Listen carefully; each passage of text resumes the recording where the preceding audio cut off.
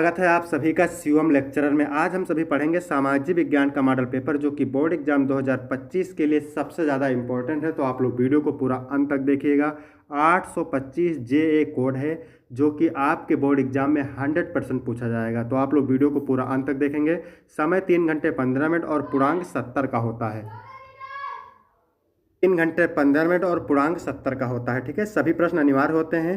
Paper 2 खंड में होता है, खंड आ और खंड बा। खंड आ में 20 बहुविकल्पीय प्रश्न होते हैं जिनका उत्तर आपको OMR शीट पर देना होता है, और खंड बा 50 अंक का होता है जिसे आपको कॉपी पे लिखना रहता है। तो सभी लोग वीडियो को लाइक कर देंगे, और चैनल पर नए हो प्लीज़ सभी लोग चैनल को जरूर सब्सक्राइब करेंगे।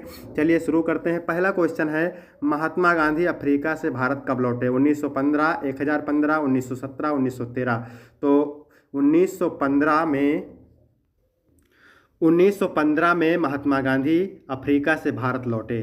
भारत वापस आने पर गांधी जी ने पहला सत्याग्रह कहाँ किया था? खेड़ा में, अहमदाबाद में, बारदोली में, चंपारण में। तो भारत वापस आने पर गांधी जी ने पहला सत्याग्रह चंपारण में किया था। डी ऑप्शन बिल्कुल सही हो जाएगा। इसके बाद क्वेश्चन नंबर 3 है, असहयोग आंदोलन का मुख्य कारण क्या था? प्रथम विश्व युद्ध, खिलाफत आंदोलन, रॉलेट एक्ट, चौरी चौरा की घटना। तो असहयोग आंदोलन का मुख्य कारण था रॉलेट एक्ट। भारत का पहला लौह और इस्पात संयंत्र 1907 में JS टाटा ने किस जगह स्थापित किया था? तो जमशेदपुर में स्थापित किया था। चौरी चौरा कांड कब हुआ था? चौरी चौरा कांड हुआ था 1922 में। सी ऑप्शन बिल्कुल सही हो जाएगा। क्वेश्चन नंबर 6 है, भारतीय संविधान की आठवीं अनुसूची में कितनी भाषाएं शामिल हैं? 20, 24, 22 या 26? तो भारतीय संविधान की 8वीं अनुसूची में 22 भाषाएं हैं। निम्नलिखित में से किस में महिलाओं के लिए आरक्षण सुनिश्चित है? तो पंचायती राज संस्थाओं में महिलाओं के लिए आरक्षण सुनिश्चित है। विश्व का सबसे बड़ा लोकतांत्रिक देश है? कमेंट करेंगे USA, भारत, ग्रेट ब्रिटेन, रूस। तो विश्व का सबसे बड़ा लोकतांत्रिक देश भारत है। इसके बाद में क्वेश्चन नंबर 9 है, भारत में लोकतंत्र के प्रति कौन सी चुनौती नहीं है? जातिवाद है, असमानता है, सांप्रदायिकता है, साक्षरता नहीं है। तो बी ऑप्शन सही हो जाएगा। निम्नलिखित में से किस देश का विभाजन धर्म तथा जाति के आधार पर हुआ था?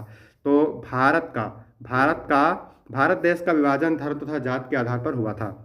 प्रति व्यक्ति आय को अन्य किस नाम से जाना जाता है? औसत आय के नाम से जाना जाता है। बी ऑप्शन बिल्कुल सही हो जाएगा। क्वेश्चन नंबर 12 है, क्या है, राष्ट्रीय उपभोक्ता अधिकार दिवस कब मनाया जाता है?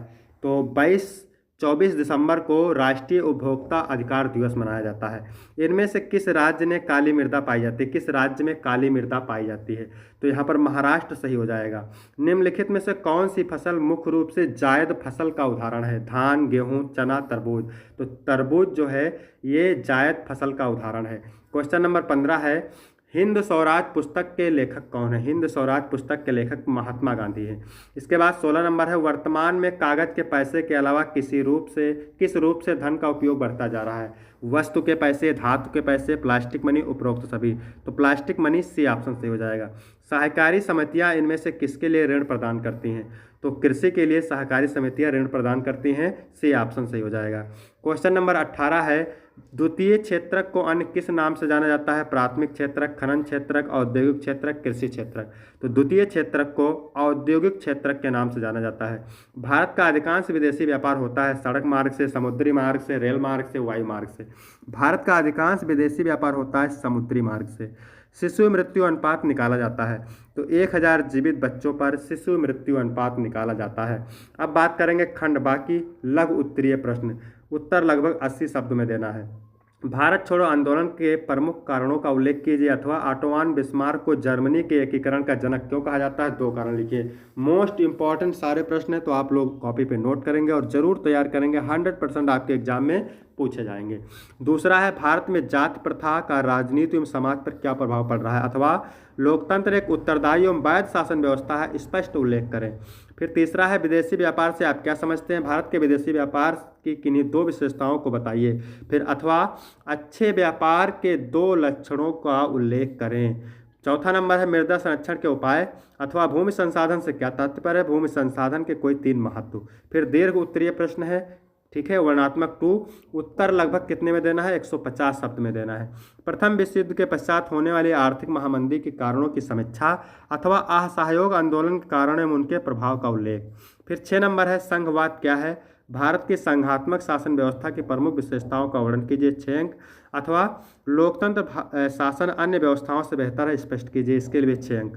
7वां नंबर है बहुराष्ट्रीय कंपनियां विभिन्न देशों की उत्पादन प्रक्रिया को एक दूसरे से जोड़ती हैं, इस कथन को स्पष्ट कीजिए, इसके लिए भी आपको 6 अंक मिलेंगे। अथवा उपभोक्ता के किन्हीं 3 अधिकारों का वर्णन कीजिए।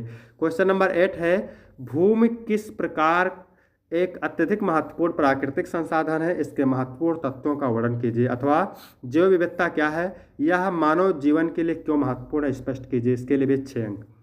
फिर मानचित्र संबंधी कार्य है तो 5 अंक आपको मानचित्र मिलेगा, आपको भरना रहेगा। वह स्थान जहां सूती मिल के श्रमिकों का सत्याग्रह हुआ, वह स्थान जहां किसान सत्याग्रह आंदोलन हुआ, वह स्थान जहां चौरी चौरा कांड हुआ, वह स्थान जहां 1929 में भारतीय राष्ट्रीय कांग्रेस का अधिवेशन हुआ, वह स्थान जहां जलियांवाला बाग की घटना हुई।